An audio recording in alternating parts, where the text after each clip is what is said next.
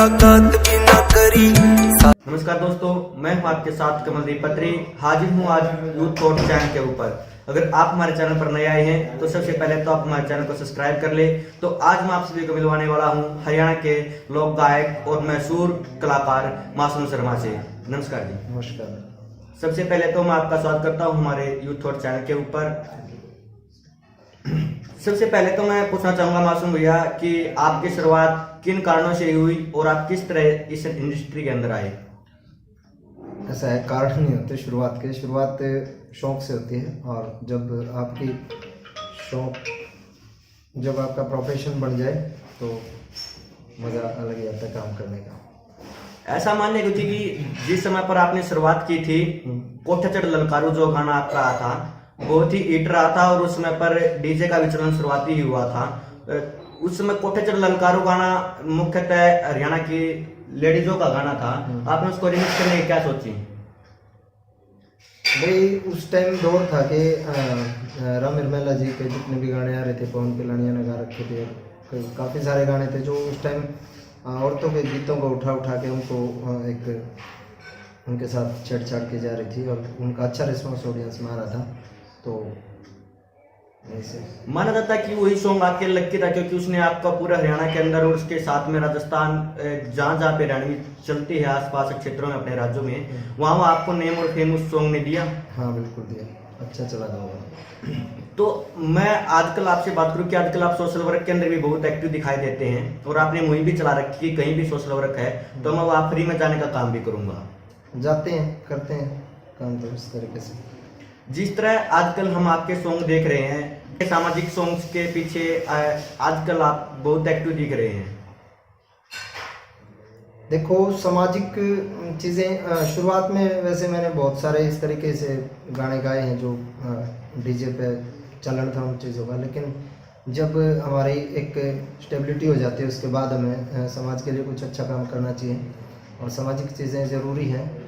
और एक आर्टिस्ट से जो है आम ऑडियंस जो है वो बहुत एक तरीके से प्रभावित होती है, तो ज़रूरी है कि उस तरीके का काम करना चाहिए जो समाज में कुछ एक अच्छी दिशा देगा। बंटवारा सॉन्ग आज आप देखते हैं कि एजुकेशन के साथ साथ आज लोग बढ़ते भी जा रहे हैं, लेकिन बंटवारा सॉन्ग के बाद एक आपने माँ की भूमिका दिखाई थी, वो आप उसके बारे में क्या बताना चाहोगे? बंटवारा कविता बहुत अच्छी कविता लिखी के.पी. कुंडू भाई ने, बैठा बड़द भी, तो बहुत अच्छा राइटर है वो। तो वो इसीलिए करा था कि भाई उस टाइम जैसे कि जो इनालो परिवार अलग हुआ था तो उससे प्रभावित होकर मैंने वो गाना बहुत अच्छा लगा उस टाइम, क्योंकि एक इतने बड़े घराने का भी बंटवारा हो गया, तो जहाँ गरीबी है वहाँ भी बंटवारा होता है, जहाँ अमीरी है वहाँ भी बंटवारा होता है।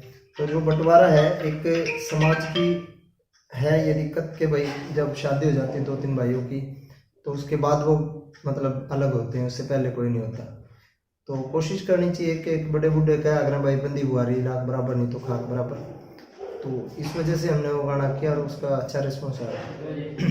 मासूम भाई, आपको हमें देखने को भी मिला कि जुलाना हल्के के अंदर आपके बड़े भाई है विकास आर्य है, जो विकास की वनवास के नाम से बहुत प्रसिद्ध हैं। तो अटकलें लगाई जा रही थी कि कहीं ना कहीं बीजेपी की टिकट की रेस में वो थे जुलाना से, तो क्या कारण रहे कि? देखो वो उनका काम है, उनका संगठन का अपना उनका अलग तरीका है। मैं किसी विशेष पार्टी से मैं जुड़े हुए नहीं हूँ।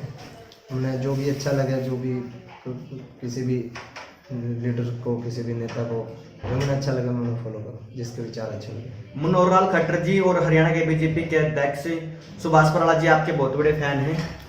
ऐसा तो नहीं है, बाकी कुछ चीज़ें हैं जो एक किसी को भी, हर कोई इंसान होता है, किसी को भी किसी आर्टिस्ट की कोई चीज़ पसंद आ जाती है, पिंच कर जाती है, तो फील करते हैं। हमें कोठा चढ़ ललकारू से लेकर आज 2020 के अंदर भी आपका वही नेम और फेम है। इसके बीच बहुत सारे कलाकार चले गए और आ गए।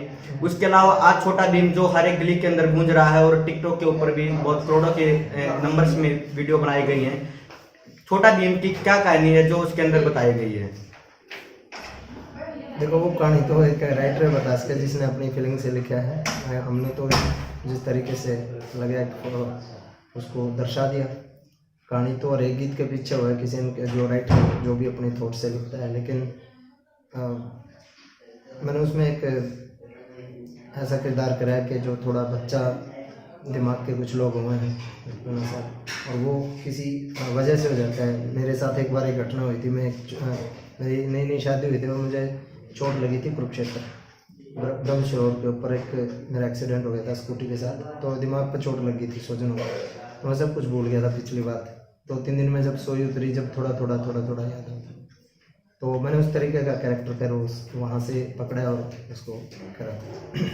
हरियाणा के अंदर आजकल जोड़ियां भी बहुत मशहूर चल रही हैं, तो आप किस जोड़ी को ज़्यादा रेफरेंस देते हैं या कौन सी जोड़ी आपको बहुत पसंद है? जोड़ी तो देखो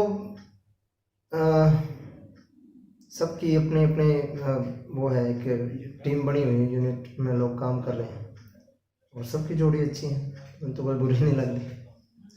अगर हम बात करें कि आपकी इनकम की, आप मंथली और ईयरली कितने लगभग पैसे कमा लेते हैं और कितने सॉन्ग आप निकालते हैं?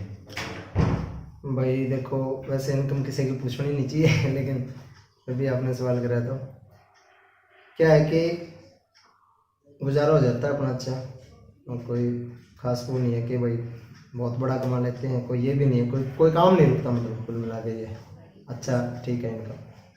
कितने सॉन्ग आप साल के अंदर निकाल लेते हैं लगभग? इसका भी कोई अंदाज़ा नहीं है। कभी कभार अभी जैसे मेरे 3 महीने चोट लगी थी पीछे जवाड़े में, तो मेरा बिल्कुल खाली रहा 3-4 महीने, एकदम ब्रेक लग गया था। कभी कभी ज़्यादा भी हो जाते हैं, कभी कभी कम भी हो जाते हैं। अगर मैं आपसे एक सवाल करना चाहूँ कि अब इस साल में अगर देखा जाए तो एक से बढ़कर एक सॉन्ग केपी कुंडू ने लिखे हुए और आपने उनको आवाज़ दी और वो सॉन्ग हिट भी बहुत बड़े रहे हैं, या मान लो कि दारू वाले कीड़े, उसके अलावा बंटवारा, या फिर मैं बात करूँ बैठा वाला लात मारी है ना, अब छोटा भीम, सारे केपी कुंडू लिखे गाने आजकल चल रहे हैं। हाँ, ये पिछले साल के गाने थे ज़्यादातर, अभी तो लेटेस्ट बस इस साल में तो चोट ही लगी थी मुझे, मतलब साल के लास्ट में लगी थी, तो अभी छोटा भीम ही आया उसके बाद तो इस साल। अगर मैं बात करूँ कि हरियाणा के वेब सीरीज के प्रोड्यूसर और राइटर धर्मेका के जो CEO हैं दैया साहब, वो हमेशा कहते हैं कि मैं मासूम शर्मा के अंदर अपने गुरु लक्ष्मीचंद को देखता हूँ। देखो, वो अगर इस लायक हम समझें तो बड़ी बात है और उनका बड़प्पन है ये, लेकिन ऐसा कुछ नहीं है। दादा लक्ष्मीचंद जो है उनके तो हम पैरों की धूल के समान भी नहीं है। बाकी कोशिश करते हैं और कोशिश करेंगे, करते रहेंगे कि उनके नक्शे कदम पर चलने की, और अच्छा काम, अच्छी चीज़ें समाज के हिसाब से और रिक्वायरमेंट जो ऑडियंस की होती है उसके हिसाब से करेंगे। आपको हरियाणा का एक स्टेज किंग भी कहा जाता है, क्योंकि बहुत सारे कलाकार हैं जो ट्रैक बजा करके स्टेज परफॉर्मेंस देते हैं, लेकिन आपके अंदर एक वो कला है दादा लक्ष्मीचंद वाले की, आप हमेशा स्टेज किंग इसलिए कहलाए जाते हो, कभी आप ट्रैक बजवा कर परफॉर्मेंस नहीं देते। वो देखो, अपना सबका अपना तरीका है, सब कलाकारों का, मैं किसी को बुरा भला तो नहीं कहूँगा, लेकिन कोशिश यही करनी चाहिए हर एक आर्टिस्ट को कि लाइव परफॉर्म करके ही ऑडियंस को दिखाएं कि आप कितना कर सकते हैं, क्या कर सकते हैं। बाकी लोग करते हैं, मैं उनकी आलोचना भी नहीं करूँगा, क्योंकि ऑडियंस को अच्छा लगता है तो कहीं ना कहीं वो चीज़ भी ठीक होगी, लेकिन मुझे अच्छा नहीं लगता कि मैं मतलब पीछे गाना बजा के और वोट हिलाता रहूँ, पब्लिक को खुद ढूंढता रहूँ। भाई देखने को मिलता है कि अभी तक के हरियाणा में सबसे बड़ा प्रोग्राम आपने जुलाना हल्के के अपने गांव ब्राह्मणवास में आपके बेटे नेतृत्व के जन्म महोत्सव के ऊपर करवाया था, कि उस प्रोग्राम के अंदर आज तक कहीं भी हरियाणा में इतने कलाकार इकट्ठे भी नहीं हुए हैं और इतना बड़ी जनसंख्या के अंदर भी लोग इकट्ठे नहीं हुए हैं। तो आप क्या कहना चाहोगे इस प्रोग्राम के बारे में? आपको कैसा महसूस हुआ बाद में कि आपने जितना भी प्रोग्राम किया था, लोग खुशी मिले, गांव के अंदर एक नाम हुआ आपके गांव का, उसके बारे में क्या कहना चाहोगे? देखो, सबसे पहले मैं धन्यवाद करूंगा पूरे हमारे जो कलाकार समाज है, हमारा जितना भी हमारा कुंबा है जो कलाकारों का, उनका कि हर कलाकार मेरे बुलाव पे पहुंचा वहाँ पे, और सबकी एक प्रेम भावना थी मेरे प्रति, मेरा बच्चा और उसके प्रति, तो खुशी थी सबके दिलों में, तो सब पहुँचे वहाँ पर। अच्छा प्रोग्राम होया, कुछ खामियां भी रही थोड़ी मोटी, लेकिन जब इतना बड़ा तीर खोया तो छोटी मोटी तो मंदिर में, तो मेरा बहुत अच्छा लगा था। जो ऑडियंस आई थी उसका भी मैं दिल से धन्यवाद करूँगा कि बहुत प्यारा प्रोग्राम रहा था। तो मैं खुद उस प्रोग्राम में देखने वाला हूँ। इतनी बड़ी तादाद में मैंने भी आज तक कभी रैलियाँ भी नहीं देखी, क्योंकि नेता लोगों को हमेशा माना जाता है कि वो भीड़ इकट्ठी कर देते हैं। लेकिन उस प्रोग्राम में जब मैं आता तो वो यादें आज तक मेरे साथ जुड़ी हुई हैं। उस याद से आया याद कि बेटे लेकर तो का जन्मदिन तो अभी गया है, 27 मार्च को आपका जन्मदिन भी आने वाला। आपका बहुत बहुत शुभकामनाएं। धन्यवाद। आपके जन्मदिन के ऊपर आप विशेष कुछ ना कुछ करते रहते हैं, लेकिन उससे पहले अभी आपने एक और सोशल वर्क एक्टिविटी शुरू की है, जिसमें आप गरीब बच्चों को जांच रहे हैं और उनको कुछ सामग्री बांट रहे हैं, जिस तरह ब्रश, कोलगेट या कपड़े। उसके बारे में आप क्या कहना चाहोगे? वो बस देखो, मेरी इतनी औकात तो है कि मैं लोगों ने मतलब बांटूं, लेकिन वो एक मुहिम सी हमने चलाई थी डॉक्टर सचिन के साथ कि भाई लोग उसमें जुड़ें और गरीब लोगों के साथ, क्योंकि हम तो कलाकार हैं, देखो फकीर आदमी, हमारा तो इतना कुछ है नहीं, लेकिन बहुत सारे लोग ऐसे हैं जिनके पास पैसा बहुत है, अपने बर्थडे पे, अपने सालगिरह पे इतना अनाप शनाप खर्चा कर देते हैं बड़ी बड़ी दारू की पार्टियों में। तो हमारा ये था कि मकसद जो था कि इस मुहिम तक लोग जुड़ें और उस तरीके से अपना बर्थडे सेलिब्रेट करें, उस तरीके से अपनी सालगिरह को सेलिब्रेट करें कि भाई गरीबों को कुछ दान वान दे के।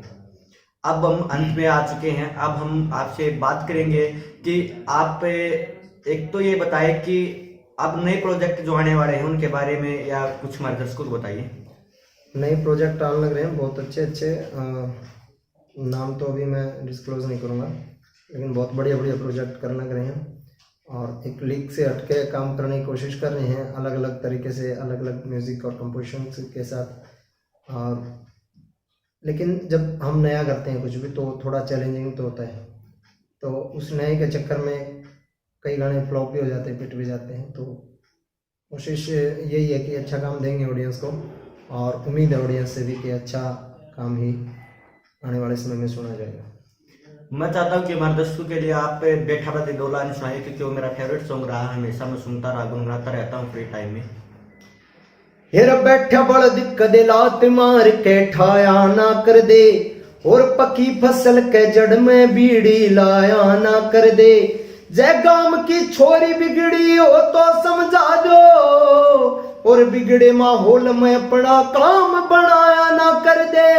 अरे अपनी भी तो बाण पड़े से कॉलेज में, और दूसरे की ने देख के फायदा ठाया ना कर दे। जय पट्टी धोती पहरे अंडे बाबू रे, तो फैशन लान का हक बेटे का बनदानी। जय गाड़ी दे दी कोख तजमण आड़ी ते, तो वैष्णो देवी जान का हक बेटे का बनदानी। थैंक यू भाई साहब, हमेशा मेरे दिल के अंदर रहता है ये गाना और मैं इसको गुनगुनाता रहता हूँ। बहुत अच्छी लाइन है आपने केपी गुंडू भाई ने लिखी और आपने गाई। इसके अंदर एक दो लाइन है जो लास्ट में हमेशा गुनगुनाता रहता हूँ मैं, कि जब सरस्वती वास करे मेरे मासूम तेरे कंठ में, तो गंदे गान का फायदा के। इसके ऊपर मैं अभी पूछना चाहूँगा कि हरियाणा के अंदर एक से कलाकार जो हैं सामाजिक न होकर के बहुत सारे ऐसे टिप्पणियां कर देते हैं जिसके कारण कंट्रोवर्सी के अंदर रहते हैं। लेकिन मैं आपसे भी एक सवाल करना चाहूंगा, क्योंकि आप भी एक दो सॉन्ग ऐसा है जिसके अंदर कंट्रोवर्सी के अंदर रहे थे। मान लो कि क्यूट जाटनी लादे बाबू, उसके ऊपर आप क्या कहना चाहोगे? वो जो गाना था उसकी लाइन थी कि नू तो जाटने मुश्किल हो जा रात काटनी, तू ला दे बाबू करके सरज कोई क्यूट जाटनी। तो वो गाना इस तरीके से था, लेकिन उसको पोर्ट्रे गलत तरीके से कर दिया लोगों ने, उसका मुद्दा बना दिया कि भाई, और वो लोगों ने नहीं बनाया, वो कुछ आर्टिस्ट नहीं बनाया, कि कुछ आर्टिस्ट जो उस गाने को मांग रहे थे कि भाई ये हमें दे दो, हमारी कंपनी में दे दो, या हम इसको करना चाह रहे हैं, और मैंने नहीं दिया उनको। बाद में उन लोगों ने उसका मुद्दा बनाया। उस गाने में कोई भी गलत वर्ड नहीं है, आप उठा कर सुन लो। और उसके ऊपर फिर उसके बाद में कुछ समाज में असामाजिक तत्व हैं। सामाजिक तत्व जब समाज में हो तो कलाकारा में भी असामाजिक तत्व हों, तो कुछ कलाकारा ने फिर उस कुछ करा, कुछ ने फिर उसका कुछ करा कि भाई किसी ने लाल बामणी गा दिया, किसी ने फिर उसके ऊपर फिर कोई क्यूट जटनी एक और गाना आया था वो कर दिया।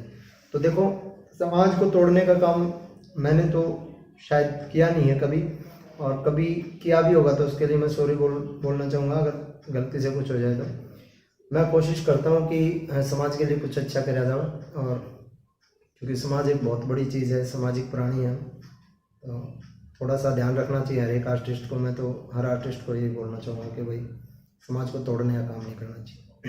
अब हम समाप्ति की तरफ जा रहे हैं, तो मैं आपसे आग्रह करूंगा कि जो हमारे दर्शक देख रहे हैं इनको मैं धन्यवाद कर देता हूं। आप इनसे सब्सक्राइब करने के लिए बोलिए थोड़ा। भाई का चैनल जो है कमलदीप शर्मा जो है बहुत प्यारा भाई है, इसका चैनल जो है सब्सक्राइब करो, शेयर करो। अच्छा लगे इंटरव्यू, नया शुरू करा भाई ने, तो थोड़ा सा कमज़ोर भी है, अभी बोलने में फंबल भी ले हुआ है, लेकिन धीरे धीरे ऐसे ही आदमी ग्रो करता है। आप भाई का साथ दोगे तो भाई बहुत अच्छे से पत्रकारिता करेगा, अच्छे से इंटरव्यू लेगा, अच्छे से सारा। थैंक यू दोस्तों। थैंक यू भाई साहब, बेस्ट विशेस के लिए धन्यवाद।